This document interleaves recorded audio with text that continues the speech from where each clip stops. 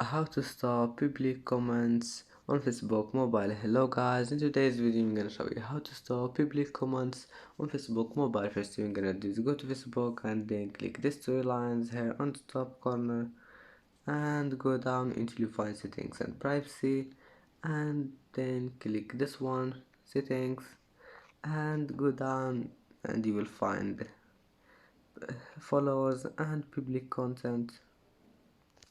Click on it and then go down until you find this one here. Just click friends of friends or select only friends, and then just go back and it will be saved.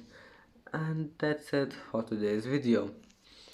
If you like this video, please don't forget like and don't forget subscribe, and see you in the next video.